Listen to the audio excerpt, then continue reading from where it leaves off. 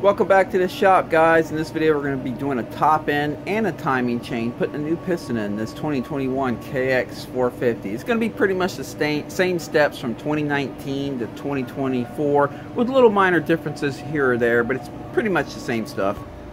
The parts I have here for the job is a brand new OEM piston with piston rings, got a timing chain, circlips, the wrist pin, new spark plug, and all the gaskets, including the head gasket, cylinder base gasket, and your stator covered gaskets and stuff like that. But let's go ahead and get started. Okay, the seat's off the bike, and the very first thing I did was disconnect the negative, the ground, on the battery, because the last thing you want is, while this motor is apart, someone walk in here and bump that start button. You don't want that. Another thing I've done, since I already have drained the motor oil out of this bike, is I put a zip tie right here on the throttle grip. That's just going to remind me to put some motor oil in it before I start her back up. Alright, now I'm going to go ahead and start working on getting that tank off of there. Okay, remove both the radiator shrouds here, and now I'll remove that Allen right there. Oh, I also have to pull off this little strap right here. Okay, time to lift the tank up. Got to disconnect the lines, but down in here you'll see there's a, you see that clip right there? It's holding the electrical wire down, and it's making it where I can't really lift the tank up very high. So I'm gonna have to pop that clip open to pull the wire out of it for the fuel pump. There we go. That's going to give me a little more room.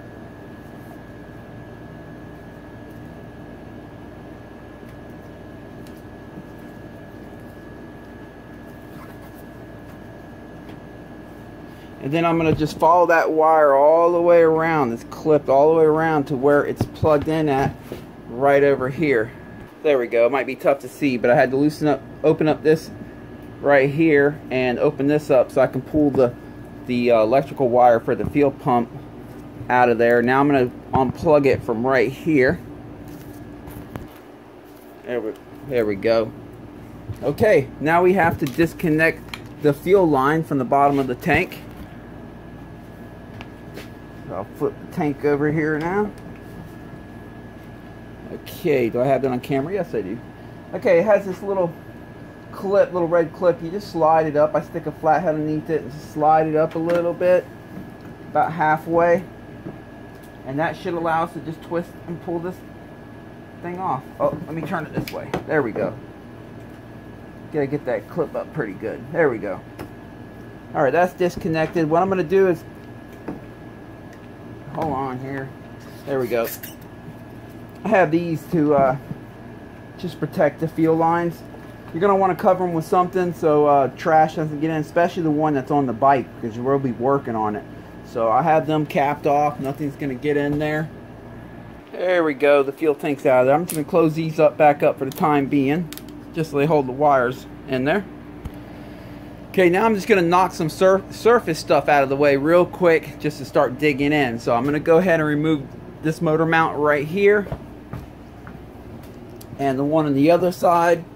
And I'm going to go ahead and get the exhaust off and out of there. So let's do that.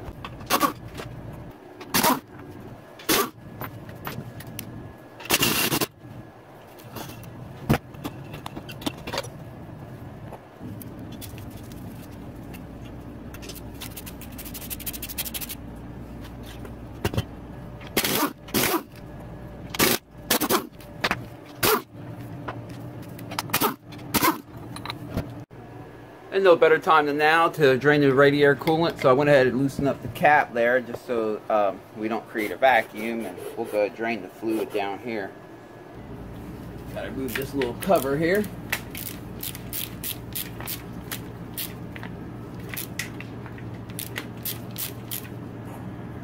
And it looks like the one to drain the coolant is this one, because I can see it has a aluminum washer underneath it. So that's going to be our drain bolt for the coolant there. Collect that. I'll be putting new coolant in it at the end of the job, so I'm just going to trash this coolant.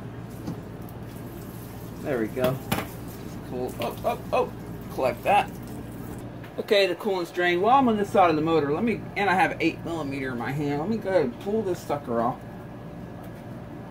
There we go. Woo, look at all that dirt underneath there. We'll be cleaning all that up. Then I'll remove this 8mm right here so I can remove that boss there.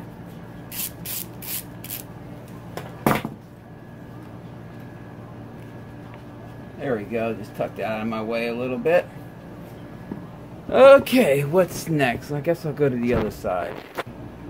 We're going to have to separate the throttle body from the cylinder head here. So what I'm going to do is I'm going to loosen up the clamp that holds the throttle body onto the intake boot. And then we're going to slide the subframe back up off of it. Alright, got that good and loose. Now I'm going to remove all 4 subframe bolts. One here, here, there, and one on the other side.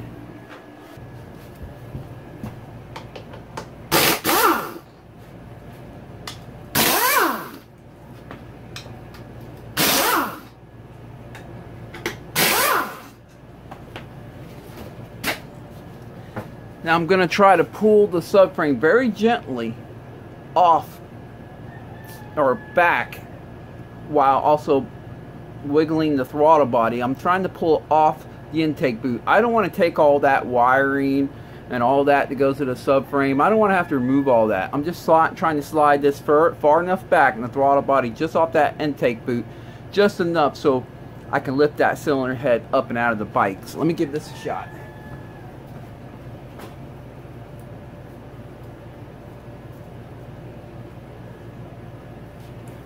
I got a better idea. Let me first pop it off. The pry bar here very gently. There we go. That looks good right there. I'm not gonna have to do anything more than that. You see how it came out of the intake boot? All I did was stuck the pry bar right here against the back of the cylinder head. If you use a pry bar, make sure it's pressing on something that's not going to break anything, and just a gentle pry is all it takes. Meanwhile, if you have kids and stuff running around, keep them from touching the back of this bike, because right now the only thing that's holding this subframe on is just these wires and stuff that run right through here. And it's a light subframe, so you know it's okay. It's not going to hurt anything, but you don't want some kid coming by and jumping on the back of your bike. Okay, I guess I'll get the valve cover off now. Remove that little safety strap that holds the spark plug wire down.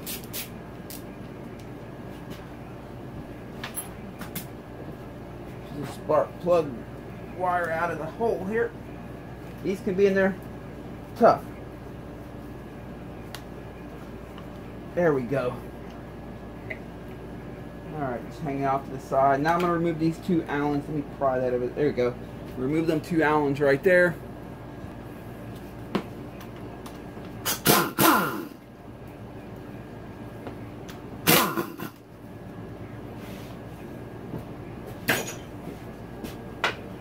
And now we should just be able to pull the valve cover off.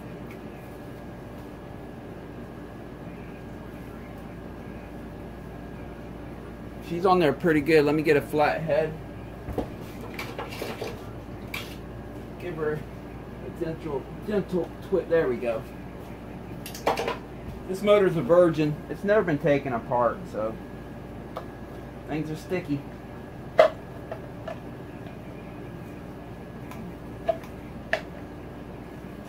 This can be tough getting out because you have to get around this wire loom right there. There we go. Oh, don't want to lose them. Alright, as soon as you get this off, there's a rubber seal right here. Make sure you collect that before you lose it. It's supposed to seal between there and there, but you don't want to lose that. And also up here it has these little seals too, which one fell on the floor. I'm going to round that up right now. There we go. We're under the valve cover.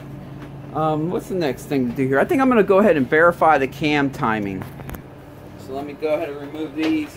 And what I mean is I typically, especially if I don't work on a specific bike all the time, I like to check the cam timing before I take it apart, just to see where they have it and where it's at. And if this is your first time doing this job, this will give you the confidence to take it apart if you check it first.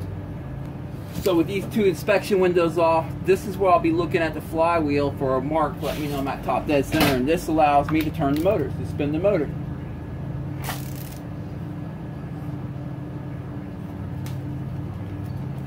Okay, let me look down here and see. There's the mark right there. Let me see if I can get you in here with the camera and show you. You see that black line right there? You see that line in there right there? See how it matches up with this and this groove right here?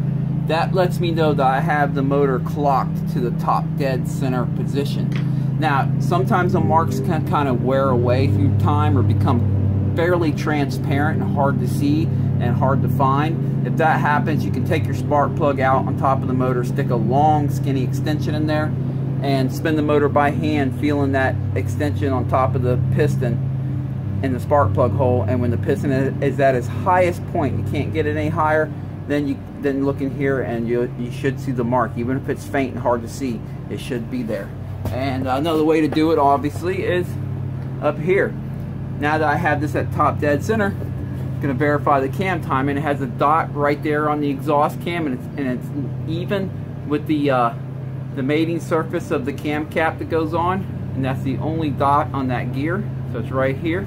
And on this one, there's one dot right there, even with the mating surface, but on the other side, and that's the only dot on that gear. So you have a dot here and a dot there when it's at top dead center down here.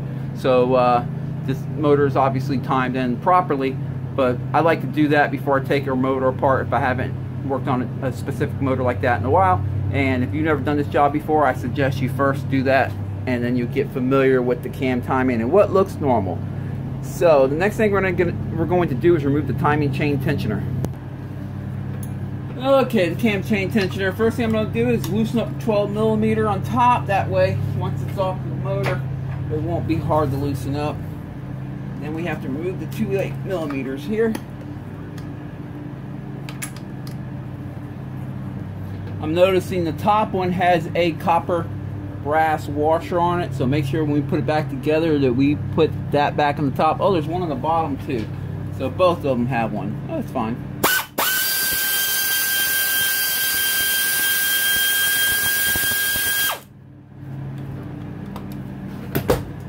Just slide that right on out of there. Now that the cam chain tensioner's out, you can see the cam chain is nice and loose. I think we'll go ahead and remove the cam caps now. Here we go.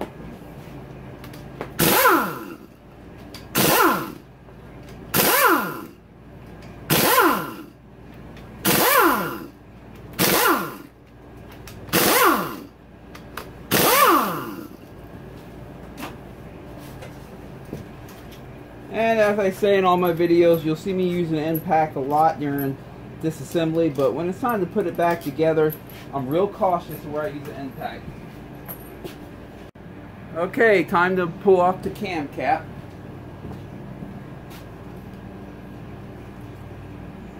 Wiggle it up.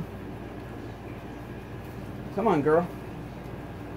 There we go.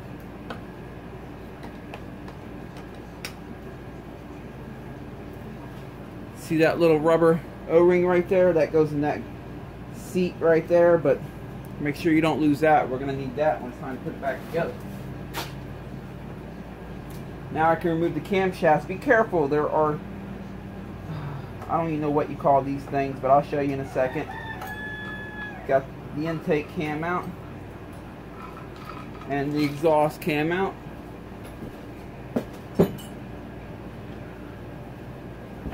In here they have these little things. You don't want to lose them, especially if you're only doing a top end and you're not doing the timing chain. You don't want to drop it down that timing chain hole, because then it's going to go all the way down to the stator. You're going to have to pull the stator cover off to retrieve them.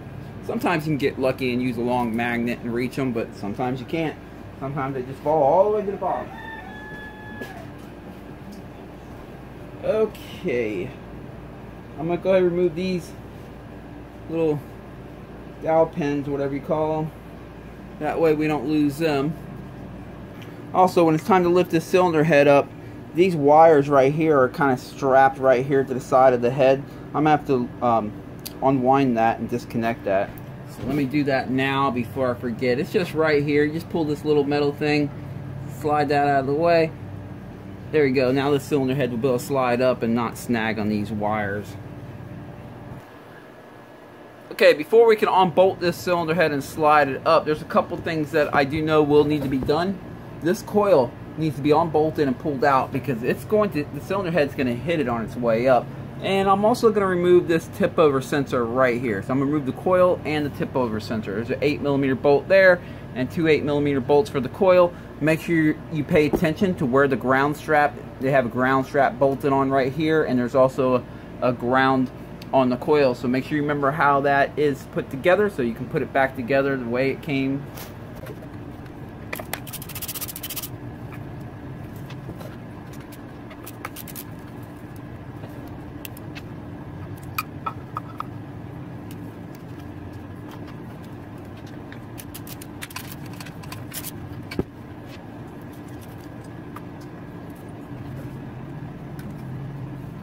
Okay, we're about ready to pull the head off. Let me go ahead and remove that.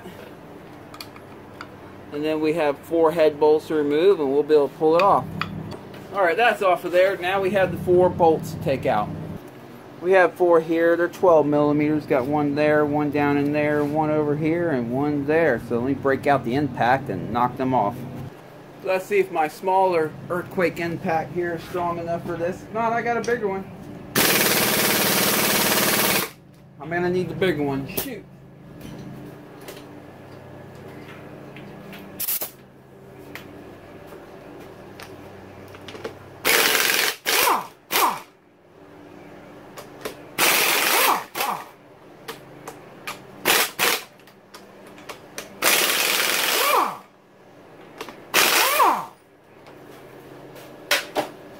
There we go. When you pull these out, they have washers underneath them.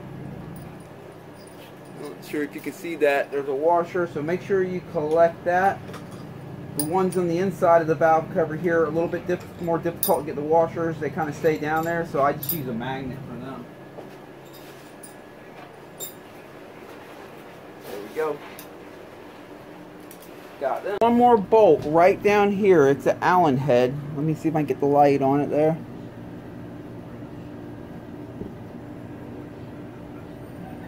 There it is in there. So gonna have to remove that real quick. You're gonna want like an Allen socket like this to get that done. Put this down in a hole.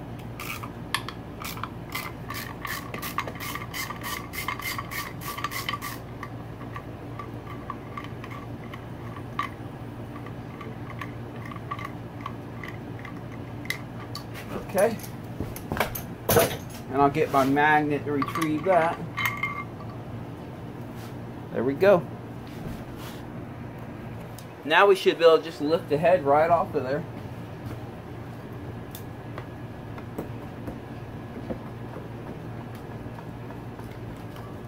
We got these cam chain guides right here, so you just have to lift the head up off of that. Just take your time, make sure it doesn't get caught on anything. I'm going to slide it out of the right of the motor here if I can. Yes, I can. And the cylinder head is out of there. Okay. I'll go ahead and pull this. Actually, let me get the head gasket off first. There we go. I'm going to collect this now. The other one's stuck in the head, but I'm going to get this one out so we don't lose it. Now I can pull this right on out. And we should be able to just pull the head right off, or the cylinder right off here.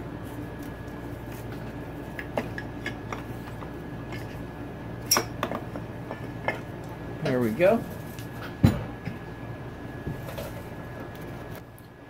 I'm going to remove the circlip, but I'm first going to take a rag and set it underneath the piston. That way, in case this circlip goes flinging off somewhere, I don't have to worry about it going down in the crank area and having to fish it out from a really tight spot. There we go. Alright, I'm going to use some really small needle nose for this and just try to grab it. I'm going to put my thumb in the middle of it too, in case it does fling off. Maybe I can catch it. This is getting in my way.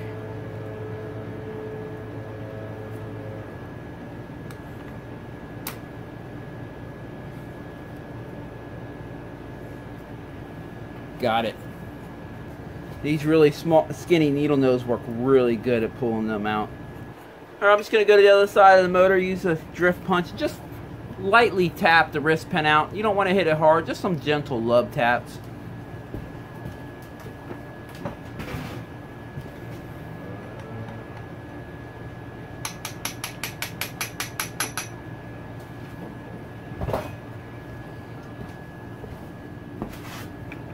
And that piston is out of here. We're going to take all this stuff to the bench and look at it in a second, but while I'm here, let me go ahead and check the condition of the lower rod bearing. Checking left and right first. I'm going to find the center. What I do is I wiggle it left and right, find the center of that, put it right in the middle, and then try to see if I can find any up and down. It's feeling good to me. Now I'm going to put my hand down here on the side of the crank, where the crank on both sides, where the crank meets the case. And I'm going to grab that rod again and wiggle it kind of firm to the left and to the right, and see if the crank moves up or down on either side of the case. That's just checking the crank bearings, make sure they don't have up and down play. They feel good, the rod feels good, everything's good. Okay, we're on the workbench here. Let's take a look at this piston and see how it's fared out. She looks really good. This is a vet-owned bike. It's a good friend of mine, Dave's. And he doesn't ride her hard. He rides fast, but he takes care of her. And vet rider, so they don't over-rev them or anything. So this piston's in great shape. By the way, that's 102 hours. This is the original piston. I only see one scratch on it right here. And that's probably from transmission trash can. Well, you got a couple little ones there, but yeah, looks good. And take a look at the cylinder here. Just make sure this is good. I'm sure it is based on how that piston looked. But I can still see a lot of the cross hatching in here.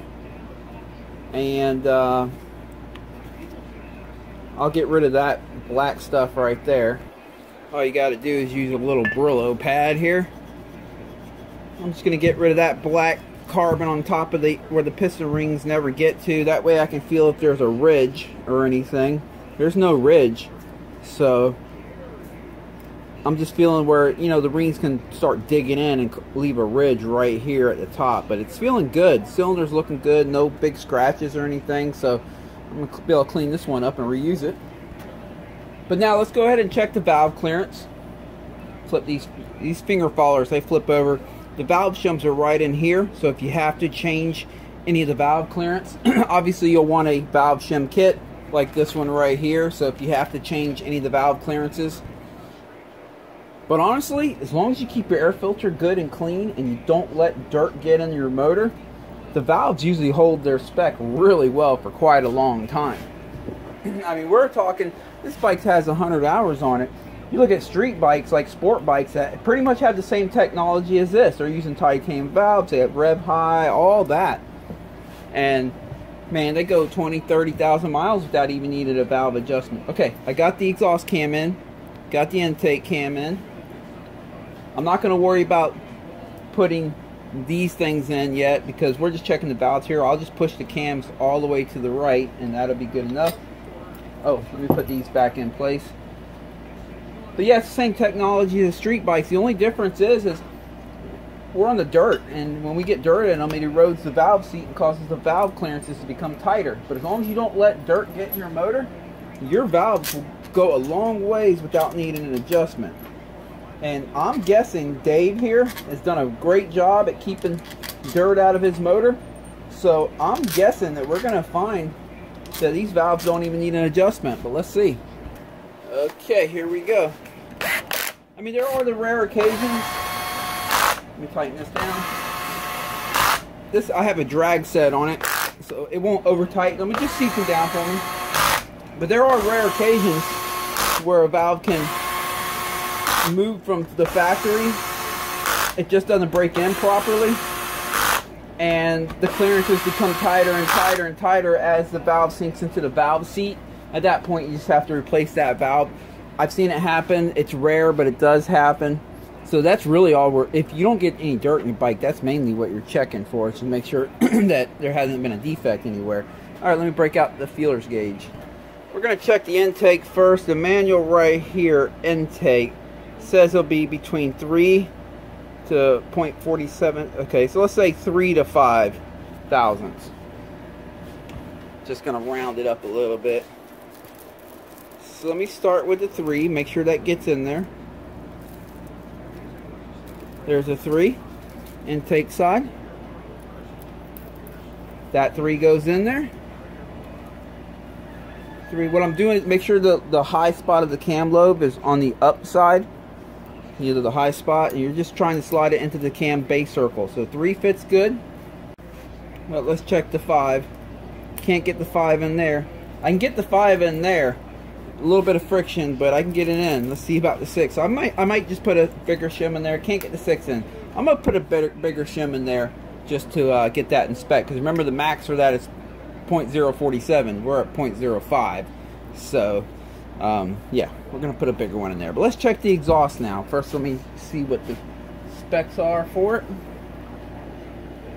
Specs for the exhaust are 55 thousandths to 71 thousandths. So yeah.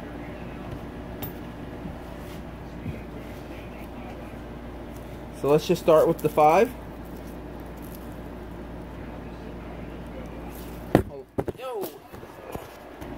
So let's start with the 5 here. 5 goes in well. Let's try the 6. Okay, barely can get the 6 in there, but can get in there pretty easy. Let's try the 7. Can get the 7 in, can't get the 7 in there at all. Well, let's try the 8. How far does she go? Can't get the 8 in. So to be safe, I'm going to put a bigger shim in this side and in this side of the intake and the exhaust, both the left sides, just to be safe. Let's see if we can tighten them up a little bit.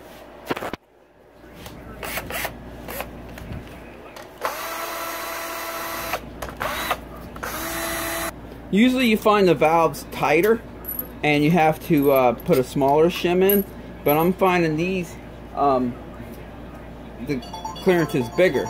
Pull the cam cap off. Start with the intake side here. Flip the finger follow over, pull the shim out of it. Let's measure it. Got 2.85 millimeters. So let me find one about 2.9. Got a 2.9 here. Pop that in. If I can get it in there. This might be a bad shim. Let me try another one. Okay, found another one. 2.9. Let's pop it in. Alright, that one went in. Pop that on. Set the intake cam back on there. Now let's do the exhaust.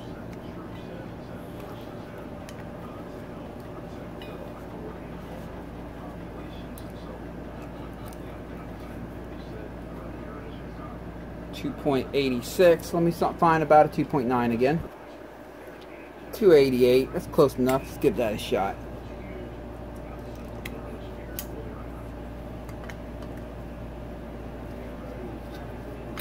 Alright, let me bolt this back down and we'll check them again. Okay, let's check it again. Start with the intake. It should be between 3 thousandths and 4 thousandths, 3 thousandths and 5 thousandths. Let's start with the 3 thousandths. I can get that in on both sides here. Yes, I can. Let's try the 4. I can get it in here, not over there. So that's good for this one. 5. As long as I can't get the 5 in here, we're good. Oh, you know what? I forgot to tighten this up. There we go. Can't get the 5 in. Let me check the 4 again since I changed that. Yep. Intake's good. Now let's try the exhaust. I'm going to start with the 5 over here. Both sides good. Go to the 6. I can get the 6 in there, but some friction. I can get it in there. Go to the 7 now. Let me see if I can find the 7. Huh. There it is. Alright. Oh, I can still get a 7 in right here. So let me go ahead and put one more bigger in here, and we'll try that out. I'll be right back. Okay, I think I got it on the exhaust here. We'll check them again. I'm going to try the largest. Well, first I'm going to try 8 thousandths. Can't get that in. 7 thousandths. Barely can get that. Barely. Got to force it. So this is going to be good. As long as 6 thousand goes in nice and smooth. Yep. Exhaust is good. See, this one's going to be spot. There it is. Alright, yeah. We're good. So, now. While I have this cam cap on there holding the cams down and the valve shims in place and everything, now is a good time to flip the head over and clean the surface here. I like to use a brand new box cutter blade to do this. There we go. All I do is take this box cutter blade. When they cut these out, there's usually like, the way they cut them, the sharp edge has an angle to it one way or another. So I try to figure out which way. Okay, it's angled this way. So that'll be perfect for sliding across here.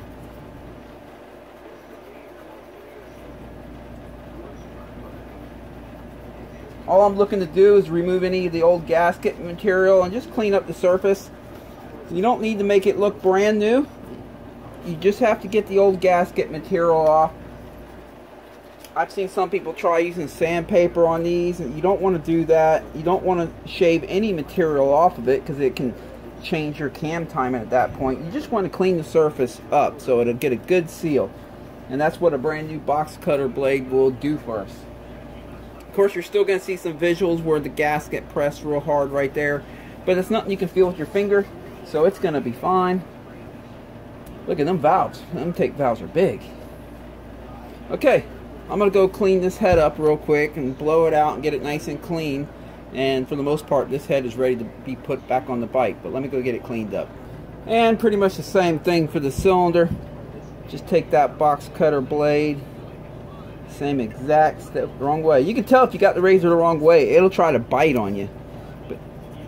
And just if it starts biting, just flip it over. And then it should go nice and smooth.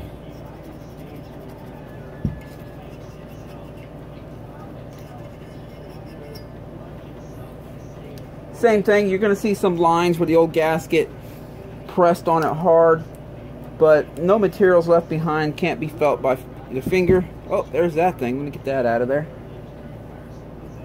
Alright, same thing with the bottom gasket here. See if I can peel this up. There it is.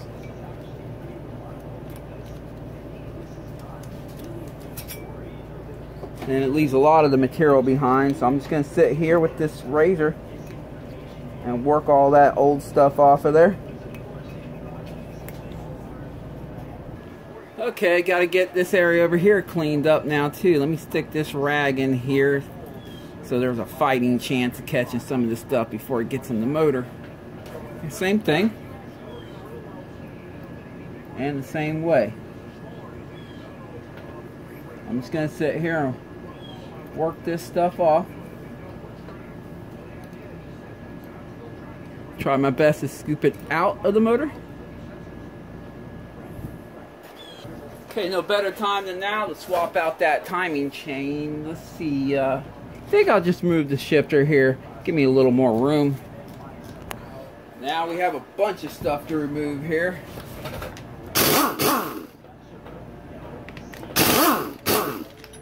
Get that out of the way.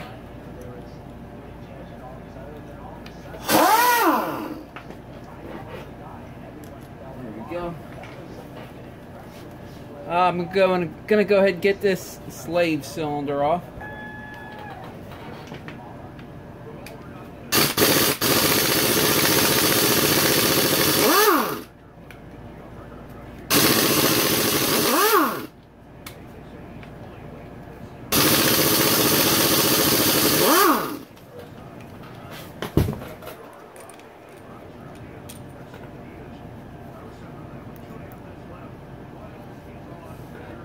There we go. I can leave the rest of that on there for now. Now I'm going to remove this cover right here.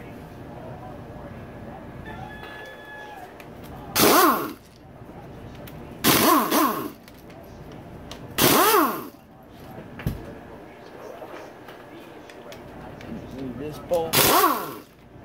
Alright. Slide that on off there. It has this little gear in there. Be sure to check for washers. I don't see any, but always check. Now just remove the rest of the stator cover bolt.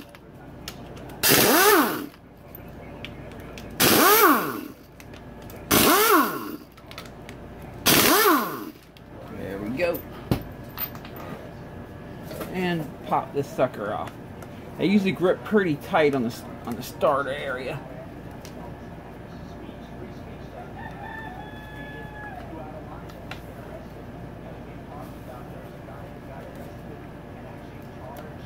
Let me get something to pry it with.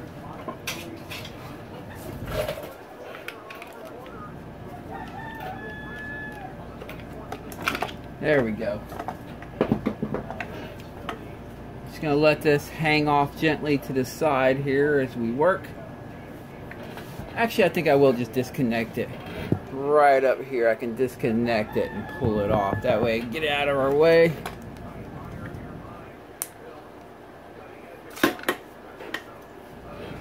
There we go, that's out of here. That way I can take it to the bench and clean the surface here for the new gasket.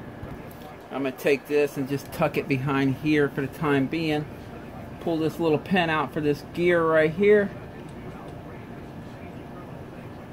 There we go, got that out of there. Now we got to get the flywheel off. This part of the job is where an end pack is real convenient. If you don't have an end pack, I highly suggest picking one up. I mean, there's always more than one way to skin a cat. You can pull the clutch cover off on the other side, take a piece of aluminum, wedge it between the main crank gear and clutch gear. But that can be a pain in the butt sometimes. Well, let's go ahead and remove it. I'll grab the rod so the motor doesn't spin as this is happening. Crank up the pressure in this impact a little. There we go. Now we have to get the appropriate puller. Flywheel puller. You can pick these up on Amazon, eBay, anywhere. There's the size that you're going to need right there. I'll put this cap on the end. That just kind of preserves the threads of the crank. They're pretty cheap too. You can get these pullers for about 20 bucks, but you're going to need one if you're doing the timing chain.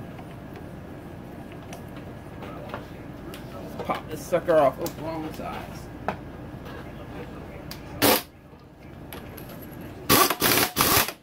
There we go.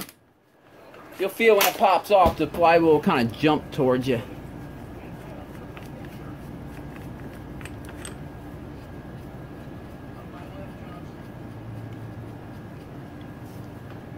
Alright, slide this off gently. There's a starter clutch on it right here. It spins one way but not the other. So make sure you don't lose that little keyway right there. Make sure that stays on the crank. You don't want to lose that. Alright, down here a little 8mm. Pop that sucker off. And then we can pull the timing chain right on out of there.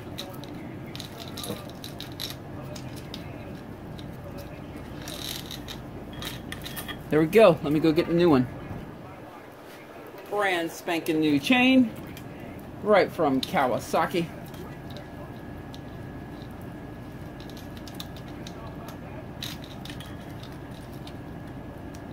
Just line it, get it right over that bottom gear, sprocket. Okay. Now we're going to have to put this bracket back in place. And then we have one bolt that holds it down. I'm going to put a dab of Loctite on this bolt. You don't want this thing coming loose while you're out riding, I promise you that.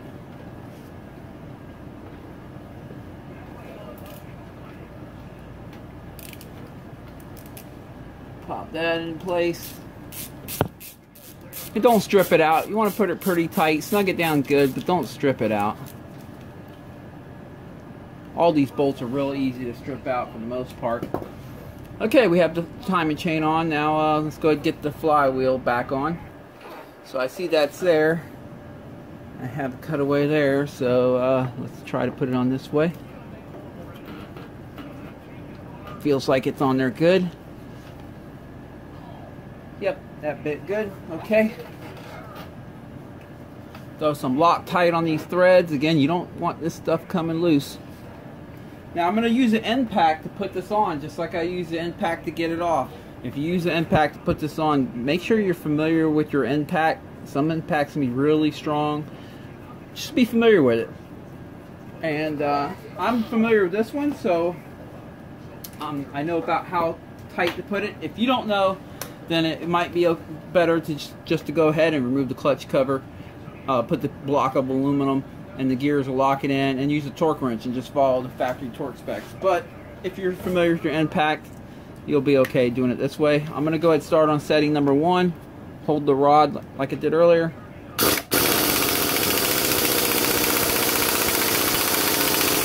Setting number 1's really light, but it just bottoms it out for me. Now I'm going to go to setting number 2 and wrap it a good couple times. There we go. That should be good to go. Let me check, make sure everything's smooth. Yes, it is. Okay, I'll just leave the chain hanging over the edge right here like this. Alright, let's start working on getting that cover up. I'm going to go, cover back on. I'm going to go clean the gasket material off the stator cover, and we'll pop that back on. Well, before I do that, and before I forget, let me put this gear back in place. There we go. Brand new gasket.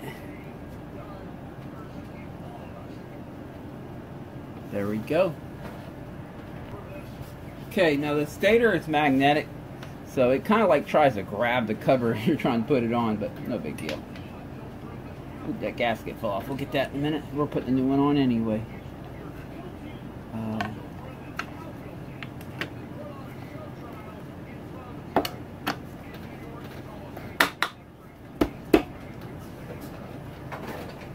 Just like that was hard to get off. Sometimes it could be. There we go. Let me go ahead and connect it back up for now to get that out of the way. Alright, I got the electrical connection reconnected. I'm just putting the hardware back in it now.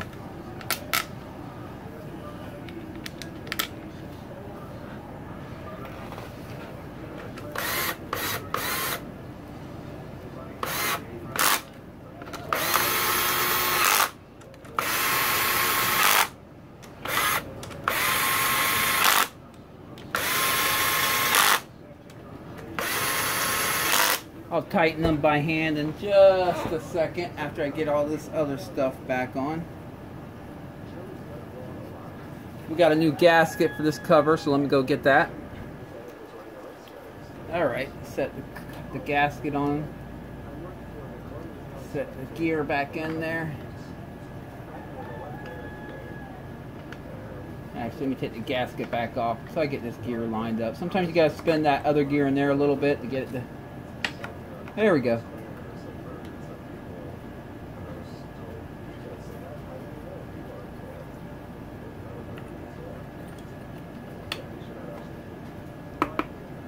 All right.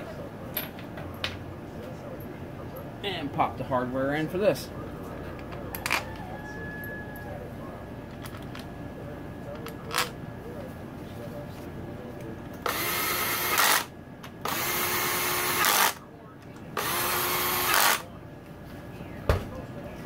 And now, oh, you know what? Forgot to latch that underneath there. Let me take care of that real quick. There we go. And now I'll just tighten all these up by hand. Get them nice and snug. Again, you don't want to strip anything out. Just bottom them out, and snug them up pretty good. And that's all you have to do. Because you definitely don't want to have these strip out on you.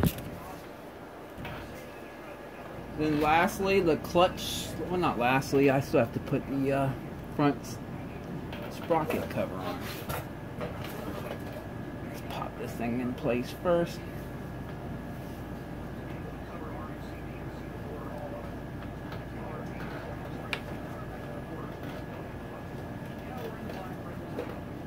There we go.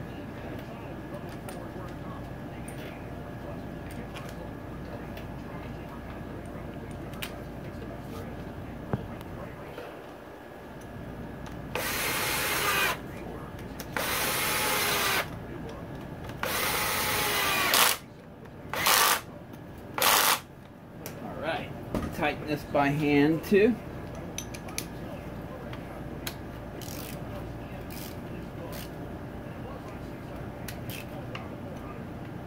I'm gonna grab the clutch lever, see how she feels. She feels good. Alright. Now I'll put the front sprocket guard back on.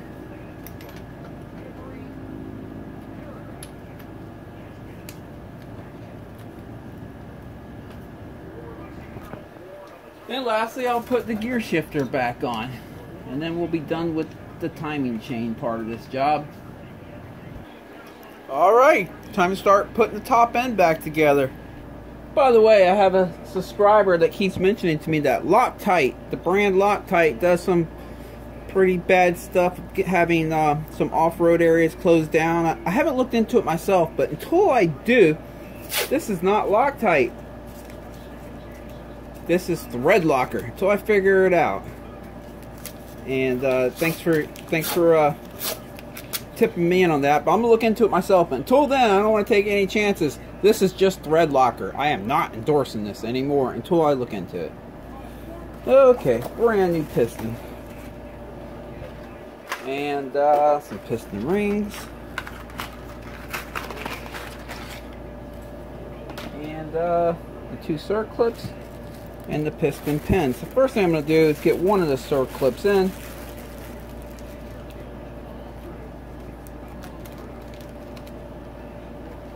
That way, once it's on the bike, I only have one to worry about and not two.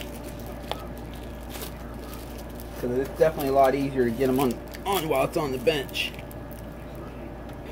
Okay, that dot right here usually indicates that that's the exhaust side.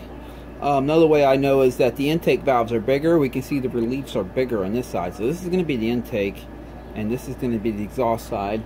So I'll put the first circlip in on this side.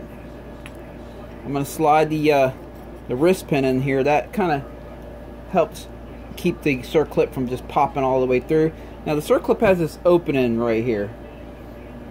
So what I'm going to do is I'm going to set that opening. You see that cut out right there? I'm going to set that opening just at the beginning of it, or like that. I'll use my thumb right here pressing the circlip up into that groove, and my other finger over here keeping the wrist pin from sliding through. And at this point I should just be able to use this flathead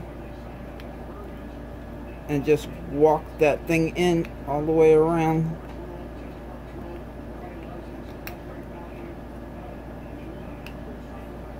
I think that's it. Yep, that's in there. Okay. And then what I like to do is take that open end of the circlip and make it even with the groove here, which it already is. So there we go. Now we can put the rings on it and then go put it on the bike. I'll start with the oil expander ring. Now you're going to want to stagger the gaps. So I'll put that gap right here on the side. Grab the first oil ring. I'll put this gap on the exhaust side of the piston, and then the other gap on the intake side. Now I'm going to be putting this piston in dry. I'm not going to oil it before I put it in, or oil the cylinder or anything like that. I like to put them in dry myself. All it's doing is sliding up and down the cylinder, and it's going to get oil pretty much right when it starts up, or maybe a split second before it starts up. But I do that for a reason, because I've found when you oil these, sometimes it causes too much oil to get up in the oil rings, and the bike can smoke for quite a while. Okay, on the compression ring here, I don't know if you can see, there's a little R right there. But sometimes it's the N, there it is. Sometimes it's the N, sometimes it's the R. Whatever it is, if there's a marking on the ring, close to the ring gap, that side of the ring is supposed to be faced upward, and this one does have a marking, so we face that upward. But anyway, yeah, I found if you get too much oil around the piston and cause it to smoke for quite a while, yeah, it eventually stops smoking, but it might take a while. And if it's a customer's bike, or you're doing this job for a shop, last thing a customer wants when they come pick up their bike that they just paid for a new top end is to see the bike smoking. I've done this to all my bikes throughout the years, and it's served me well. Long story short, if you put the piston in dry without oil in it, it's just going to break in quicker, and it's going to turn out better. So that's how I do it. You can do it any way you like, though. If it makes you feel better, put oil on it. There's nothing wrong with that. It might smoke a little bit, but there's nothing wrong with it. Okay, but this I will be putting a little bit of semi-lube on before I slide her all up in. Actually, I'll go to the motor and I'll put it on the rod bearing. Take a little bit of semi-lube, drop it in there. Doesn't take much. I just want to make sure it's a little bit of lubrication for the initial start up on that. Alright, let's pop the piston on. Again, I'm going to verify that is for the exhaust side with the dot right there, plus the valve release for the intake. Intake valves are bigger valve release, that's the intake side. Exhaust, smaller valves, smaller release, that's the exhaust side. So we got that correct. Let me go ahead and slide it in right here.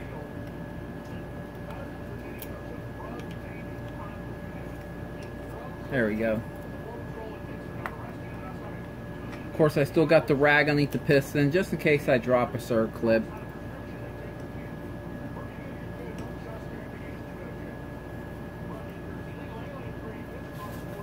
Okay, I'm going to put that circlip in the same way I did it on the bench. You're probably not going to be able to see it because there's not a lot of room here, but I'm putting it in the same exact way. Alright, got this circlip in there. Let's just slide it into the groove.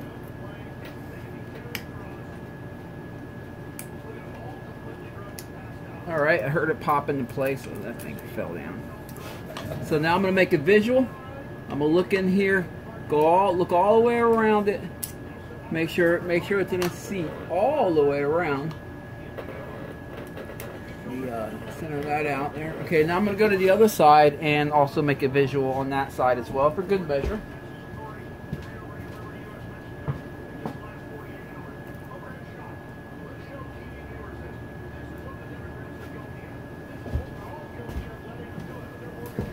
It's looking good to me. Now I can just remove this rag.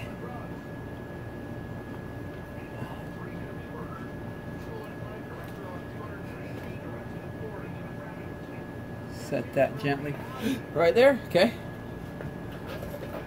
Pop these back in their seats. I'm going to take the timing chain and just set it up in here gently for now.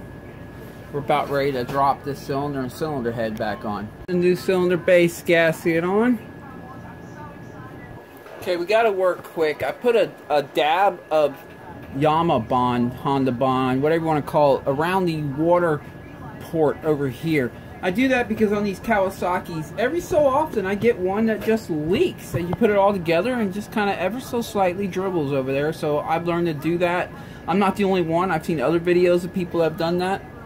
So that's really up to you if you want to do that or not. I mean, you know, 9 times out of 10, it'll be fine without it. But every so often I have one that leaks. And so I've just learned to do that. Alright, let me double check the rings, make sure they're still staggered. See that I have the top oil ring, the gap's on that side, so the compression ring on this side, the gap will be on this side. Okay, let's slide this cylinder on. I'm just gonna grip the rings with my hand, kind of compress them in.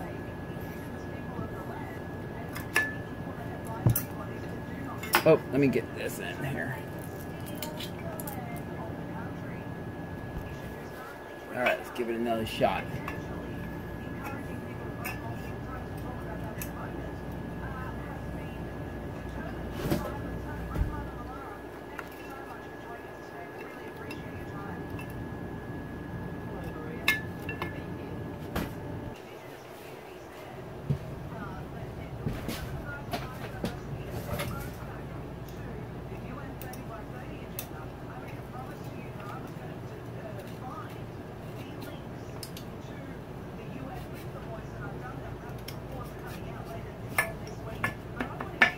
There we go. Got that on there. Like I said, you just got to compress the rings with your hand as you slide the cylinder on. If it gives you a hard time going on, make sure you pull it back up and check. You definitely don't want to snag a ring, especially the oil rings. You don't want to snag them and bend them. Okay, I'm going to stick a magnet in here. Grab the timing chain, pull that up. And then I'm going to slide the timing chain guide up in here. Make sure the bottom of it goes into its seat down there. You just got to look as you're sliding it down in there. There you go. I'm going to set the timing chain back down in here nice and gently. And put these things in their place here.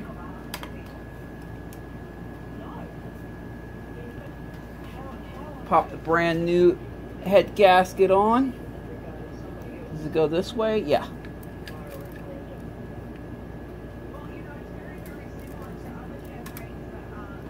There we go. Alright, let me go get the head. We're going to pop that head on. Alright, let's try putting that cylinder head on.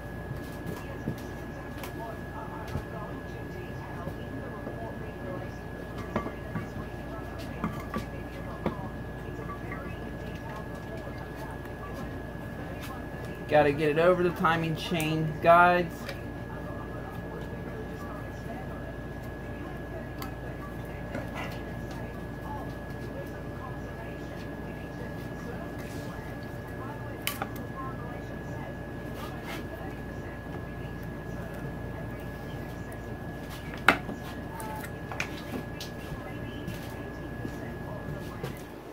Looks like we're almost on it here.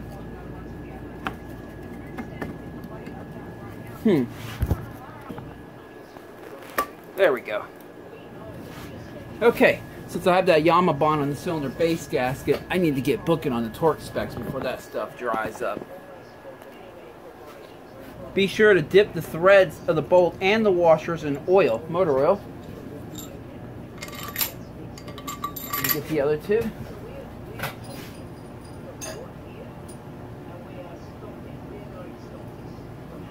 That'll ensure that we get good torque specs. When we go to tighten it down, we'll get an accurate torque. Okay. Use my cordless just to lightly seat them for now.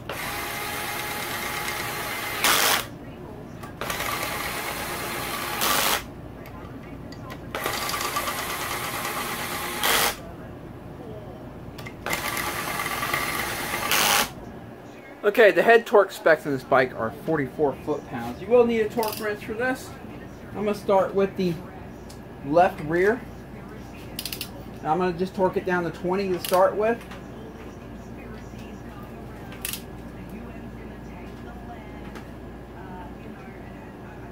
There we go.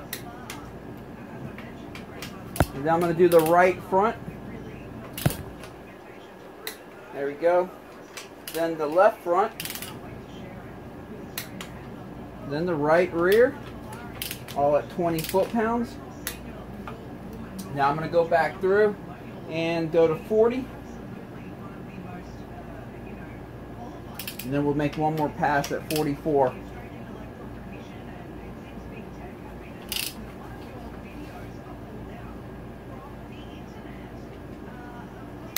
There's 40.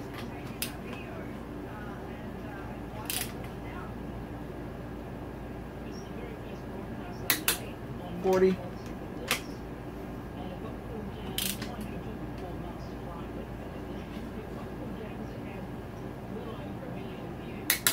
40.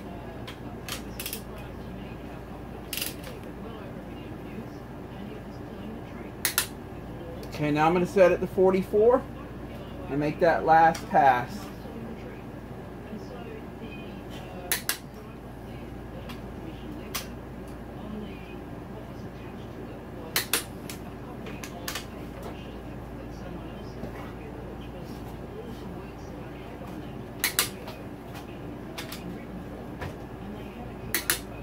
Okay, now I'm going to make one more pass at 44 just to make sure they're all good.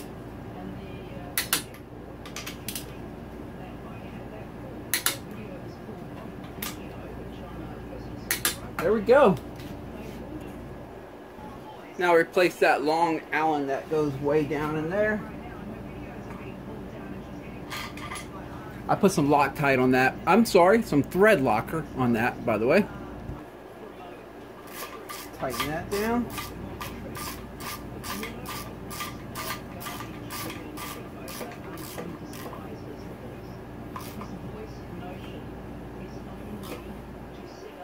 There we go. You don't have to do this, honestly. They get oil really quick, but for good measure, I'm going to put a dab of the Disassembly lube. on each one of these cam joints, just a little bit. Like I said, you don't have to. They usually get oil pretty much right about the moment they're starting up. As you're cranking, it's already starting. As you're cranking, it's starting to push oil up there. By the time it fires, or maybe a hair split second afterward, oil rushes to that spot. But I have a lot of people ask me why I didn't do that. So, you know, just for you guys, I put a little bit on it. Again, you really don't need to.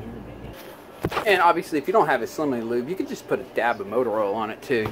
But again, you really don't need to. I don't on my personal bikes, I'll be quite honest with you. And my bikes last a long time and they hardly ever show any wear at all. Go to replace this.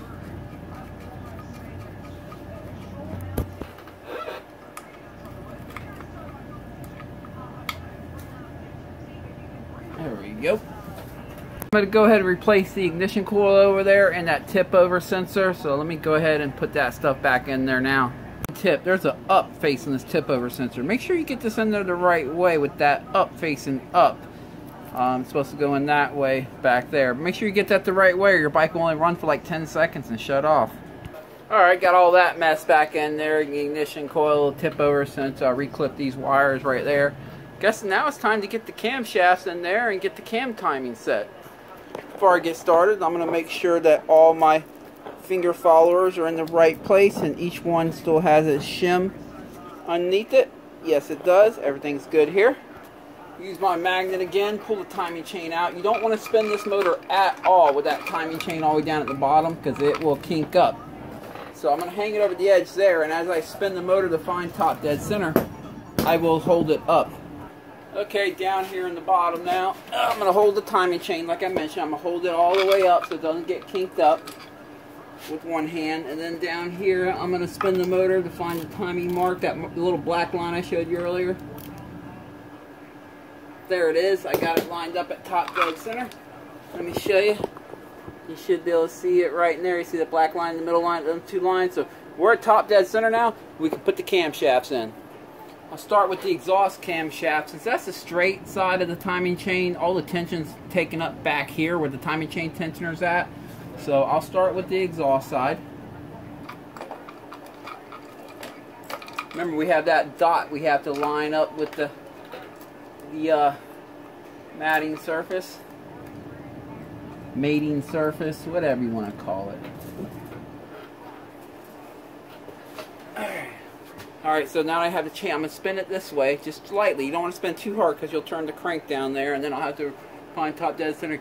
Okay, it looks like that dot's lined up. Obviously, we're going to verify this like 15 times. There's a dot right there, too, on this intake cam.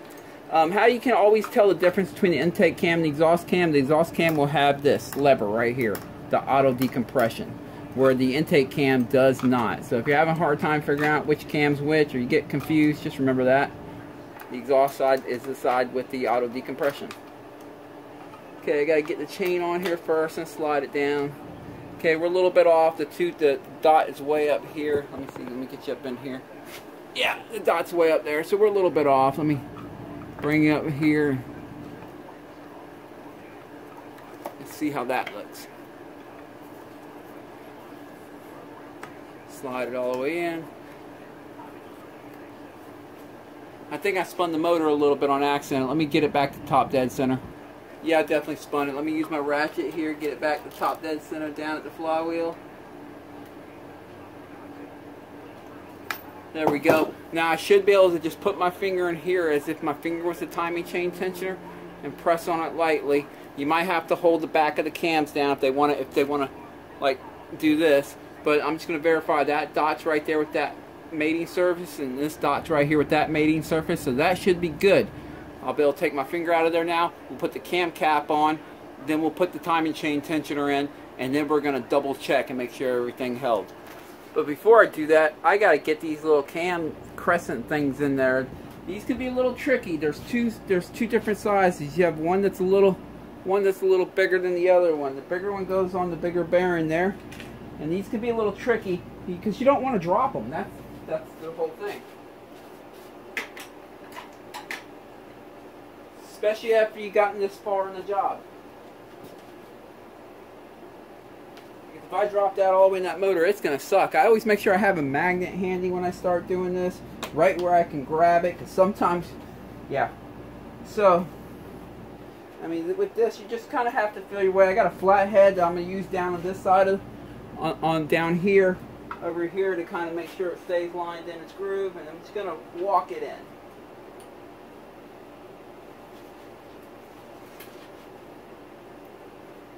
Spin it on in there. There we go. I got that one in. Alright, let's get the other one in. I'm going to do the same thing. I'm going to start on one end right here, just kind of slide it in there. Again, you don't want to drop this turd. Now I'm using the flat head on this end to kind of hold it down in place so it doesn't fall out and fall down to the bottom of the motor. There we go. Got that one in. Alright. And don't forget that little O-ring right here. You're going to get oil all over your spark plug. There we go.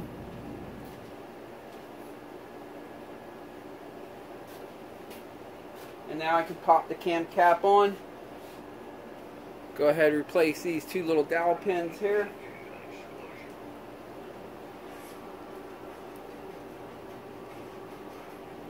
There we go. And the cam cap. There we go. Okay, I put a dab of thread locker on every single one of these. You don't have to, they don't from the factory, but it's just something I like to do. I have seen them come loose before, although it is rare. I have seen it. It's just a chance that I don't like to take.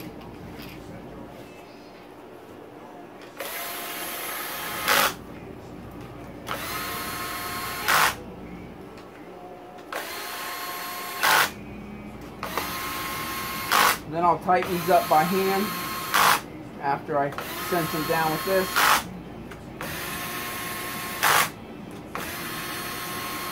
Alright. Same thing as all the small little bolts in these motors. You don't want to over tighten these and strip them out. Just bottom them down and snug them up pretty good. That's why I love using these quarter drive ratchets. They're really hard to over torque it with these.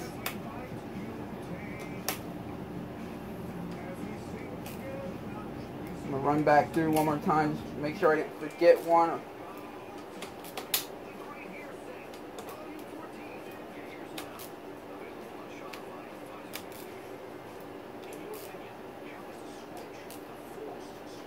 There we go.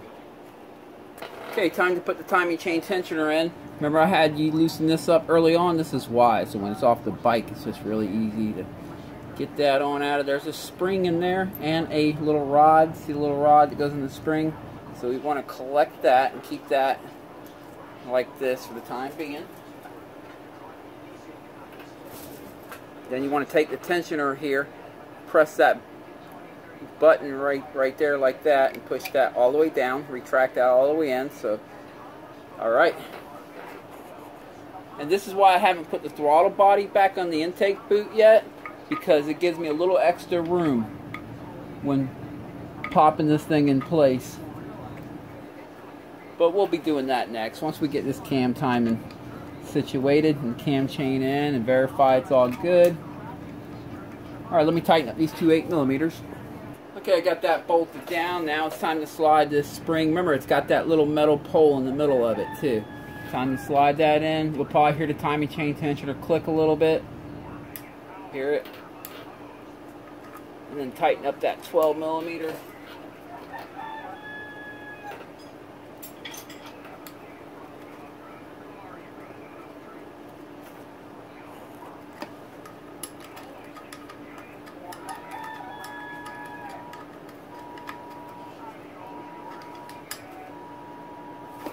Alright.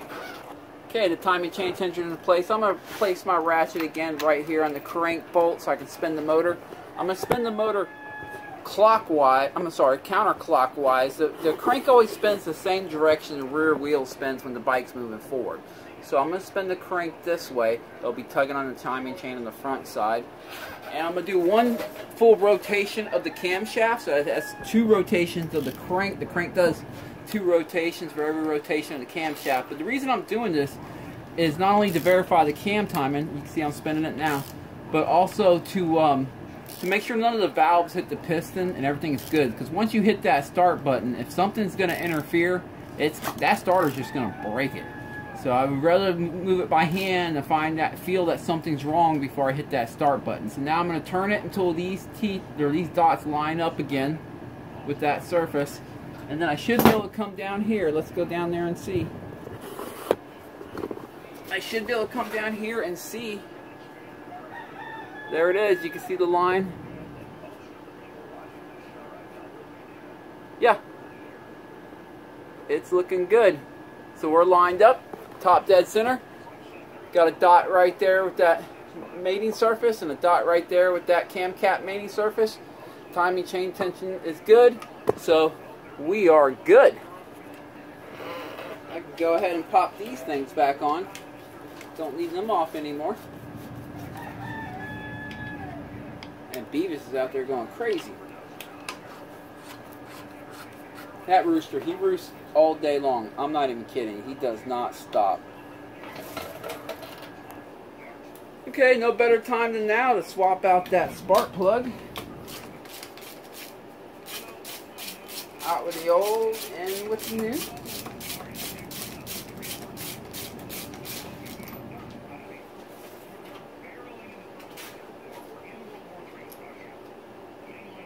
There we go.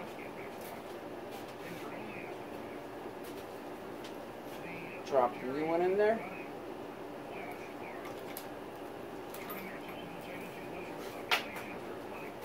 And tighten her down.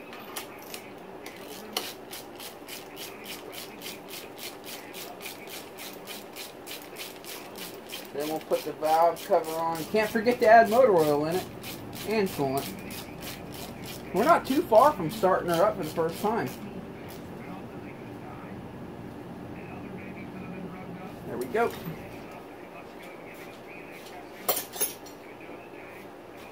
Okay, remember this little rubber seal right here? Can't forget that. Goes right there.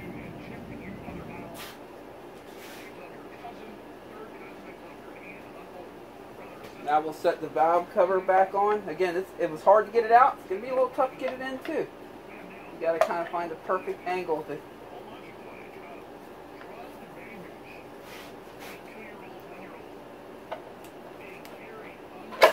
There we go. Everything feels good. And these, you want the metal side faced up.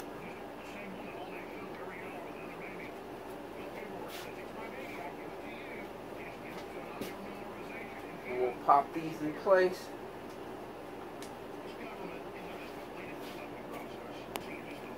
Tighten these up. These are real easy to strip out. So same thing, just bottom it out, snug it up pretty good.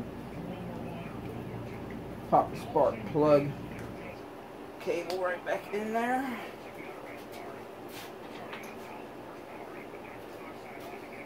Little safety strap here. Let me put some locking compound thread locker on this bolt.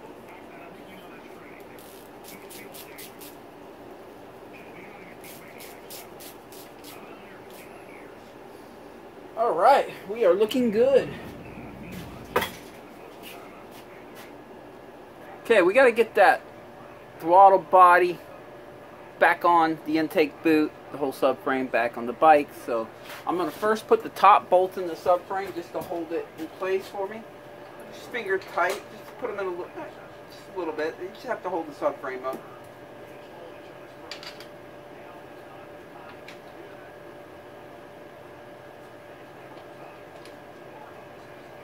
There we go. Now I should be able to pick up on the bottom of the throttle body, match it with that intake boot. There it is. Finish sliding the rest of the way. Voila.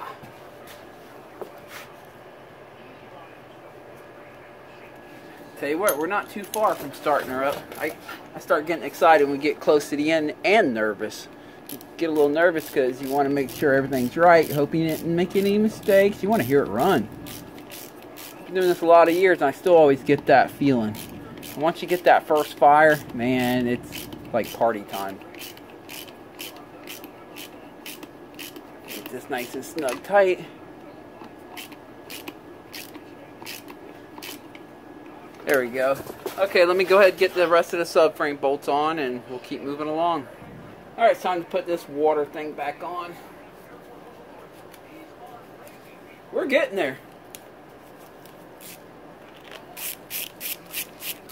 The rest of this is going to go pretty quick. Get that tight, connect this back up. I already blew the sand out of there, so it's good and clean. Well, I guess I can go ahead and put the tank back on now. Start with the fuel line part of it. Disconnect them.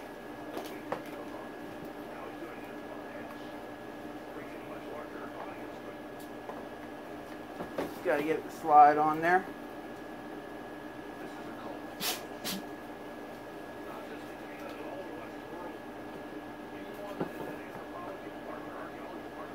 There it is. After you slide it all the way on, just push that red thing back down. Now we have that long electrical wire. I'm going to plug it in first.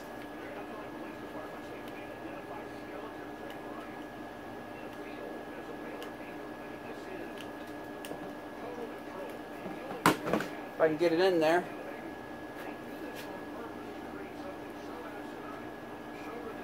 Come on now. There we go. Okay. Now I'm going to just clip that wire back in this little areas it's supposed to clip into like it was earlier.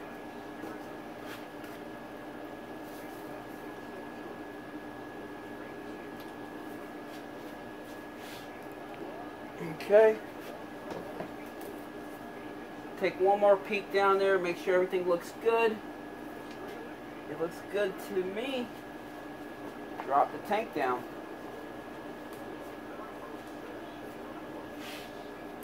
Okay, the tank's on, hooked up, and bolted down. Let me go ahead and reconnect that ground wire up now and just get that out of the way. Okay, now I'm going to add that motor mount and the one on the other side back on.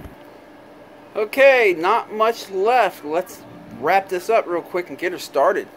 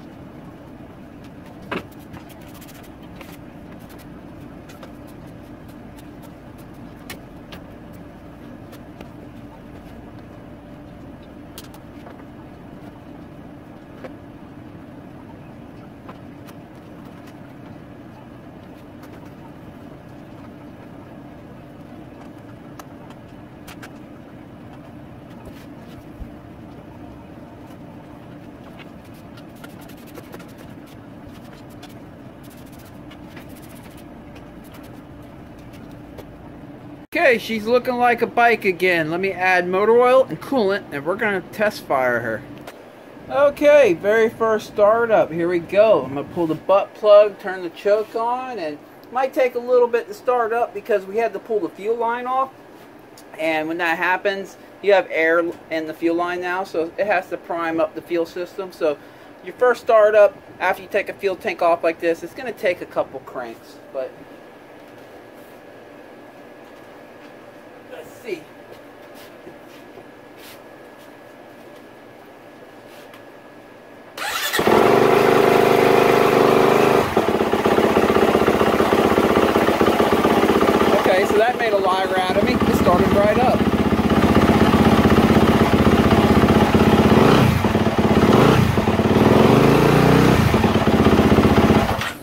Okay, I'm going to shut her off and check the oil level real quick, and then we'll run it through a heat cycle and check for water leaks.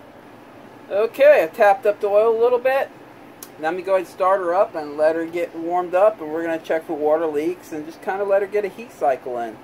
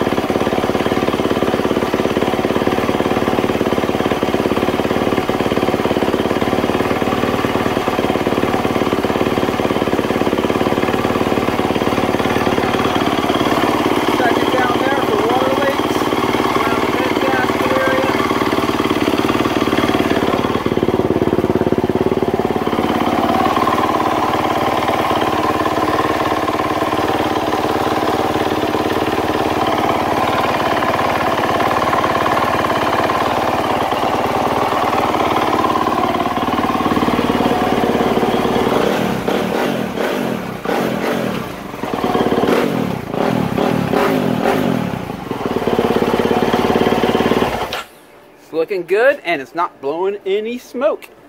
Remember what I mentioned, if you put oil on the piston ahead of time, it might smoke for a while before it's just that oil kind of gets underneath the oil rings and keeps them from sealing up for quite a while. But anyway, the notorious place for these things that like to leak is where I mentioned earlier, where I put a little bit of Yama Bond down there. But that's sealing up good. All you just put a very thin amount on both sides of the gasket if you use Yama Bond.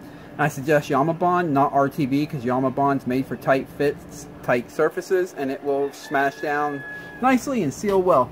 But everything's looking good. I gotta clean this up, but yeah, everything's looking good. She sounds good. She fired right up.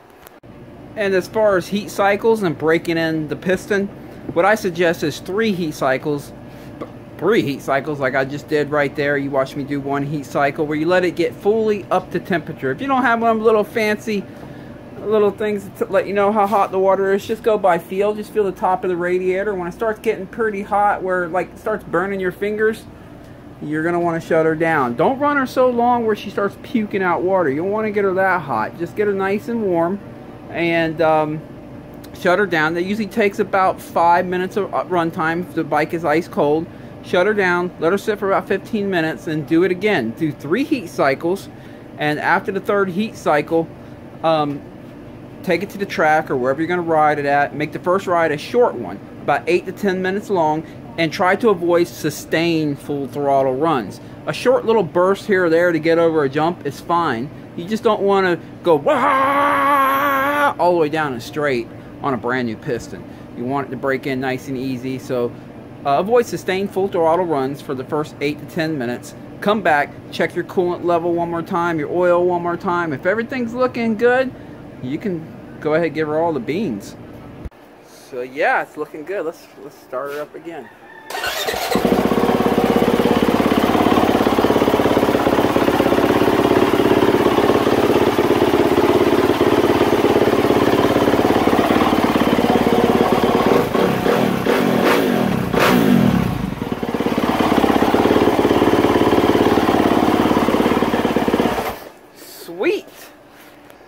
let me clarify a little bit. When I say Bond, I'm using an equivalent. It's Permatex. You can get this stuff pretty much at any of your auto parts stores. You can order online, eBay, Amazon, whatever.